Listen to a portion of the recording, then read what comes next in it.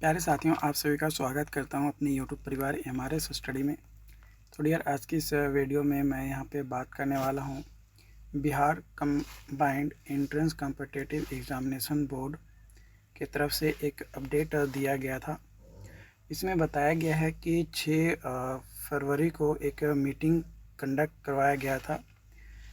आपस में बैठकर, और इसका रिपोर्ट जो है 8 फरवरी को जारी किया गया, जिसमें बताया गया कई सारे पॉइंट्स हैं जिस पे को लेकर यहाँ पे अपडेट दिया गया है। जो लोगों को DLRS का वेरियस पोस्ट में डॉक्यूमेंट वेरिफिकेशंस हुए थे, जो कि डॉक्यूमेंट वेरिफिकेशन जो है 26 दिसंबर से आपका 22 जनवरी तक जो है डॉक्यूमेंट वेरिफिकेशन आपका चला, जिसमें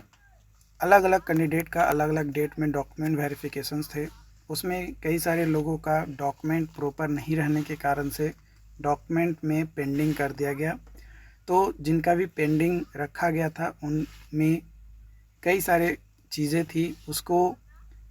क्लियर करने के लिए यानी निवारण करने के रिगार्डिंग एक मीटिंग करवाया गया, जो कि अपर मुख्य सचिव राजस्व एवं भूमि सुधार विभाग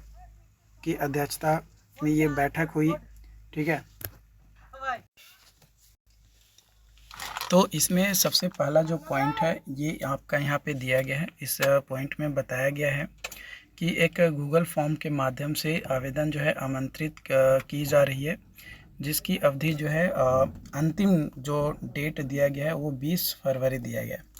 इसका मतलब आप ये समझ सकते हैं कि जो रिज़ल्ट है आपका, जो मेरिट लिस्ट है, ये मेरिट लिस्ट अप्रॉक्सीमेटली 20 फरवरी के बाद आपका जो है जारी किया जाएगा, है ना। 20 फरवरी के बाद ही किया जाएगा, उससे पहले संभव यहाँ पे जो है नहीं है। इसमें अलग अलग पोस्ट के रिगार्डिंग यहाँ पे दिया गया है, और यहाँ पे बोला गया है कि 1 सप्ताह का अवधि जो है यहाँ पे निर्धारित किया गया है इसके रिगार्डिंग। ठीक है, दूसरा जो यहाँ पे अपडेट आपका दिया गया है, दूसरा अपडेट है BTech जो डिग्री लिए हैं आपका स्पेशल सर्वे कानून गो में डिप्लोमा के लिए और ASO पोस्ट में आपका BTech के लिए, तो उसके रिगार्डिंग यहाँ पे जो है अपडेट दिया गया है कि अगर आपके पास प्रॉपर डॉक्यूमेंट नहीं है तो उस कंडीशंस में जो वहाँ पे डॉक्यूमेंट वेरीफाई आपके करने वाले ऑफिसर्स थे उनको ये दिया गया है कि आप ये रिमार्क में ये लिख दीजिए कि भाई जो डॉक्यूमेंट है वो जो है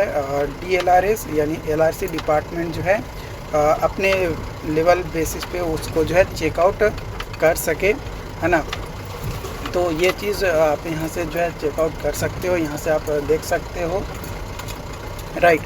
एंड तीसरा पॉइंट यहाँ पे आप देखोगे तो तीसरा पॉइंट यहाँ पे दिया गया है कि जो AMIE है ना, जो डिस्टेंस मोड से पहले BTech होता था, है ना, तो इसमें जो लोग BTech 2013 से पहले या 2013 तक किए हैं वही कैंडिडेट यहाँ पे एलिजिबल हैं। ओके, वही कैंडिडेट यहाँ पे जो है डॉक्यूमेंट वेरिफिकेशन में सही पाए जाएंगे। अगर आप 2013 के बाद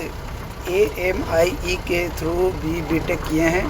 तो आप इसके लिए वैलिड नहीं माने जाएंगे। ये यहाँ पे तीसरा पॉइंट में दिया गया है। चौथा पॉइंट यहाँ पे दिया गया कि डॉक्यूमेंट वेरिफिकेशन के क्रम अगर कुछ अभ्यर्थी के आवेदन में पाए गए जो जेंडर था वो गलत हो गया, मतलब मेल थे फीमेल डाला गया या फीमेल थे मेल डाला गया, तो इस तरीके का जेंडर चेंज हुआ है, तो उस कंडीशन में आधार जो है उसके अनुसार यहाँ पे मांगा जा रहा है, और जेंडर को उसी अभ्यर्थी द्वारा जमा किए गए कागजात के आधार पर जो है इसको एक्सेप्ट किया जाएगा। और अगला पॉइंट यहाँ पे दिया गया है कि वैसे कैंडिडेट जो OBC में तो बिलोंग करते हैं, लेकिन कुछ वैसे भी कास्ट हैं जो OBC सेंट्रल में होते हैं और स्टेट में SC में या ST में आते हैं, या फिर कोई OBC जमा किया लेकिन वो OBC कहाँ का जमा किया, सेंट्रल का जमा किया, और वो कैंडिडेट बिहार का जॉब लेना चाह रहा है, तो बिहार का जब जॉब ले रहे हैं तो बिहार का आपका जो है OBC सर्टिफिकेट होना चाहिए। तो वही चीज़ यहाँ पे बोला गया कि जो लोग भारत सरकार का OBC जमा किया है उन लोगों को जो है स्टेट का यानी बिहार स्टेट का OBC चाहिए। अगर बिहार स्टेट का OBC उसके पास है तभी जो है जाकर वो आरक्षण पा सकता है, अदरवाइज़ उसको जनरल के हिसाब से, है ना, मतलब जनरल रैंक या बिना कोई आरक्षण के उन्हें उसको जो है क्या किया जाएगा, माना जाएगा, यानी आरक्षण उसको फिर नहीं मिल पाएगा। वो जो है यहाँ पे 5वां जो पॉइंट है वो यहाँ पे दिया गया है इसमें। उसके बाद यहाँ पे 6ठा पॉइंट में दिया गया कि डॉक्यूमेंट वेरिफिकेशन के क्रम कुछ दिव्यांग व्यक्ति थे जो कि दिव्यांगता जो था यानी DQ सर्टिफिकेट जो था वो प्रॉपर तरीके से जमा नहीं किए थे, या फिर उनको जो है यहाँ पे मेडिकल टीम द्वारा गलत पाया गया, तो उसे ऐसे अभ्यर्थियों को जो DQ कोटा में बिलोंग करते हैं उसका लाभ नहीं मिलेगा, ये यहाँ पे बोला गया है। 7वां पॉइंट बोला गया है कि डॉक्यूमेंट वेरिफिकेशन के क्रम में कुछ अभ्यर्थी जिनका प्रमाण पत्र राज्य के SBT द्वारा निर्गत है परंतु डॉक्यूमेंट वेरिफिकेशन टीम द्वारा AICTE से मान्यता प्राप्त का प्रमाण पत्र नहीं देने के कारण पेंडिंग किया गया है। चूँकि SBT और AICTE से मान्यता प्राप्त ही होता है, अतः वैसे मामले का पेंडिंग हटाते हुए क्लियर किया गया है जाए। ये यहाँ पे बोला गया है कि कुछ कैंडिडेट वैसे थे जो SBT का सर्टिफिकेट तो जमा किए लेकिन वो AICTE का सर्टिफिकेट जमा नहीं किए,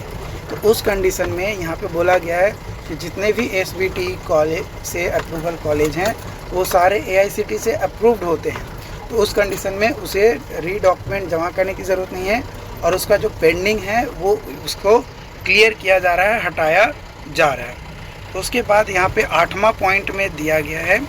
बोला जा रहा है कि जो गेस्ट लेक्चरर या इंस्ट्रक्टर के रूप में कार्य करने वाले अभ्यर्थी यदि रेगुलर बेसिस के रूप में कार्यरत थे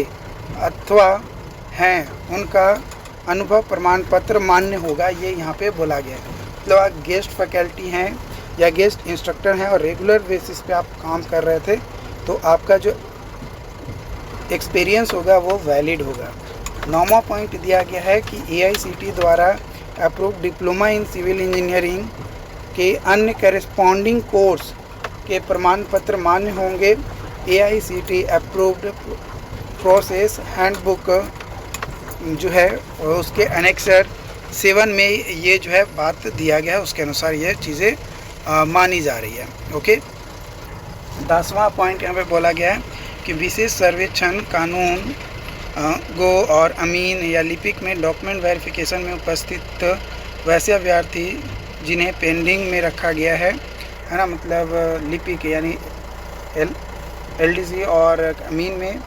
डॉक्यूमेंट वेरिफिकेशन में पेंडिंग रखा गया है, उसका उक्त मानक और रूप में निर्गत जो है आलोक में जांच कर अंतिम निर्णय लिया जाए। पूर्व में निर्गत निर्णय सहज संदर्भ में हेतु यहाँ पे मतलब सिंपली ये बोला गया कि जो अमीन है या LDC है उसके रिगार्डिंग और भी अपडेट आपको जो है देखने को इसमें मिल सकता है आपको आने वाले टाइम में, तो थोड़ा आपको वेट करना है इसके रिगार्डिंग। अगला अपडेट यहाँ पे दिया गया है, बोला जा रहा है कि इस